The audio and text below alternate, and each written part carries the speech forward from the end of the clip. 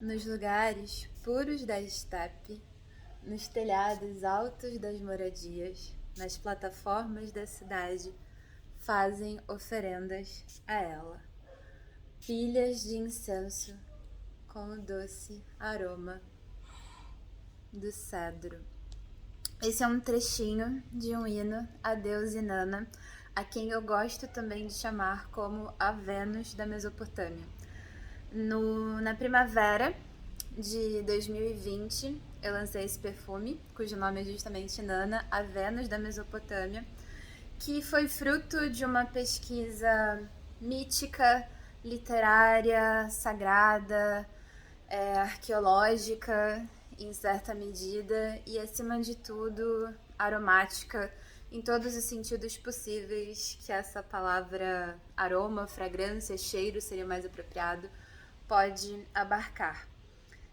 Eu já comentei em outros 2 vídeos sobre como a gente pode desvendar o cheiro, então a fragrância de uma deusa, e falo bastante sobre Inanna, talvez as pessoas não aguentem mais eu falando tanto sobre ela, mas o intuito dessa série de vídeos que eu vou publicar aí entre o final do mês de julho e o mês de agosto é poder falar um pouco mais sobre os aromas de Vênus.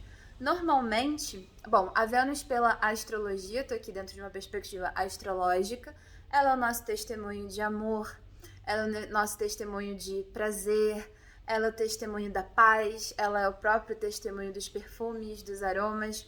E dentro dessa imagem construída de Vênus, a gente costuma pensar muito em algo formatado, que seria afrodisíaco, enfim, isso é uma extensa discussão.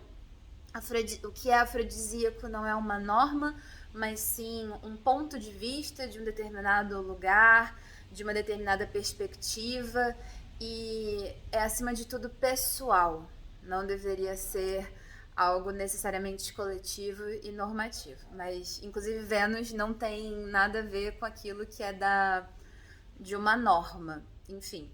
Mas, retomando aqui o meu raciocínio, quando a gente pensa em aromas, então, de Vênus, a gente vai pensar em aromas afrodisíacos, e isso vai nos conduzindo a determinados lugares óbvios, vou colocar assim entre aspas, que foram ditados como sendo aromas afrodisíacos. Por exemplo, sei lá, o cheiro da canela, o cheiro do cravo, a rosa, a depender da situação, ou perfumes com uma pegada mais animal, vou colocar dessa forma. Enfim, tem uma vasta discussão dentro da perfumaria a respeito disso também. Mas o que é interessante aí dentro da astrologia é pensar que Vênus, ela é a pequena benéfica.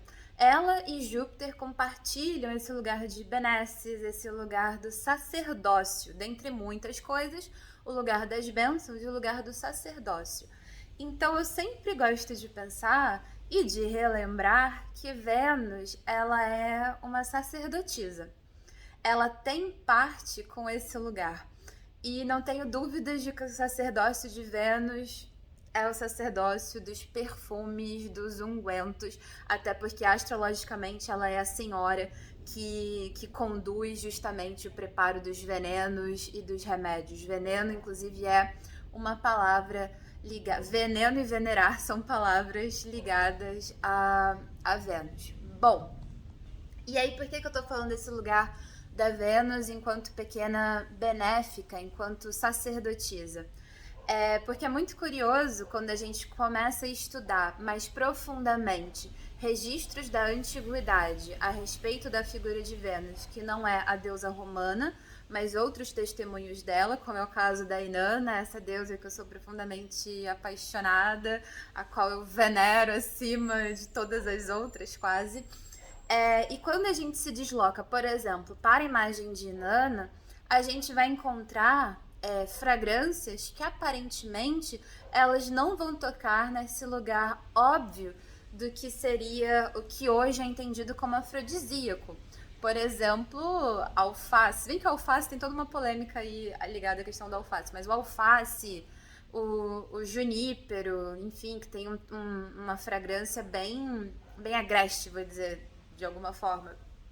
E o cedro, que é algo... O que é o cedro? O cedro é uma árvore, é uma madeira, e normalmente quando a gente vai estudando dentro da perfumaria as características dos cheiros e também das plantas, obviamente, uma coisa não está dissociada da outra, o cedro ele tem essa imagem arquetípica, vou dizer assim, de um senhorzinho, algo que pode até nos remeter a algo mais saturnino do que venusiano. Eu gosto até muito de pensar o cedro numa combinação aí da Vênus em Capricórnio, por exemplo, mas também tem a ver com a própria Vênus em Libra. Afinal, Libra, que é o domicílio diurno de Vênus, é a exaltação de Saturno.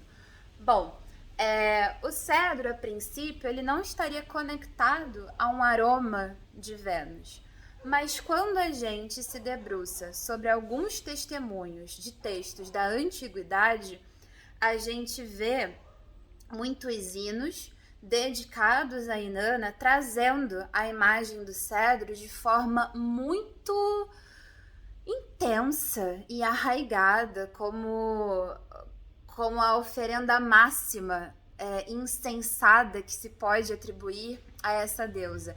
E isso tem uma razão, na verdade isso tem muitas razões, assim, duas delas muito breves que se interconectam.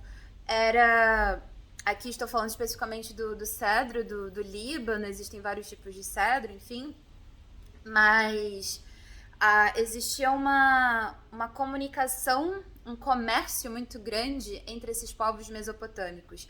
A Inanna foi uma deusa mais cultuada ao sul da Mesopotâmia, na Suméria. O Líbano, ele seria essa parte mais ao norte, justamente. E seria de lá que o cedro era recolhido para construir casas, principalmente templos, na região ao sul da Mesopotâmia. Então tinha um comércio, tinha uma troca entre povos, não sei até que medida pacífica, alguns textos comprovam que não, mas tinha uma negociação entre esses povos mesopotâmicos. E o cedro, então, pela sua resistência, pela sua durabilidade, era uma madeira muito utilizada para um monte de construções, incluindo os templos. Então os templos, eles ficavam perfumados, e os templos da deusa do amor, que era Inanna, deusa da fertilidade, eu nem acho que seja tão correto, enfim, pensá-la como deusa do amor, mas como uma deusa que rege esses princípios de vida, morte, enfim. Os templos dela, eles eram erguidos, então, com essa madeira perfumada. Então, hoje, o registro que a gente tem, e o cedro vai ser utilizado em outros textos, inclusive sagrados. Na Bíblia, a gente vai ter menção ao cedro também como erguendo pilares, erguendo vigas de outros templos. Então, traz essa questão da estrutura. E quando a gente está falando de estrutura, astrologicamente, o nosso imaginário ele se volta para uma questão mais saturnina. Mas o cedro ele também pode ser doce, e o doce ele é de Vênus. Então a gente tem um testemunho desse aroma que vai falar um pouco sobre a sua relação com essa deusa, a deusa mais cultuada da Mesopotâmia, que foi Inanna, e a sua função de erguer templos. O cedro é essa grandeza que ele contempla. E como ele está associado à questão dos templos e a um uso sagrado, a gente tem aí, de alguma forma, um testemunho, ou mais um testemunho, de que essa deusa associada a Vênus se entendia que Inanna tinha saído de Vênus, tinha descido. Eu gosto de dizer que Inanna faz duas descidas. A descida mais conhecida dela é a descida ao mundo inferior, ao mundo subterrâneo da sua irmã Ereshkigal, mas essa na verdade seria a segunda descida de Inanna. A primeira descida de Inanna é quando ela desce do planeta Vênus e vem habitar a Terra, e onde as divindades tinham a sua morada terrestre, nos templos. Então a casa de Inanna, o seu lar terrestre, ele é construído com a madeira do cedro. É claro que esse não é o único aroma dela, é claro que o cedro não corresponde somente à Inanna, mas ele é um dos testemunhos dos muitos aromas e das muitas fragrâncias que a gente pode ter quando estamos falando de Vênus. E eu vou fazer mais alguns vídeos falando sobre os aromas de Vênus. E no Círculo de Vênus, que eu estou organizando com a Renata Sato, durante um ano, nós falaremos detalhadamente sobre os aromas de Vênus, com o seu lado histórico, o seu lado meditativo e outras surpresinhas que ficam guardadas para quem participar. Então estejam convidados e convidadas a participarem do Círculo de Vênus e a usarem o cedro. Eu gosto de dizer sempre com moderação, a descobrirem esse aroma. Se puderem contar com a ajuda de um aromaterapeuta, de uma aromaterapeuta, ou alguém que saiba melhor, façam isso. Os aromas, eles devem ser usados com muito cuidado, com muita cautela, para honrar também tudo aquilo que eles têm para nos mostrar, para nos dizer. É isso.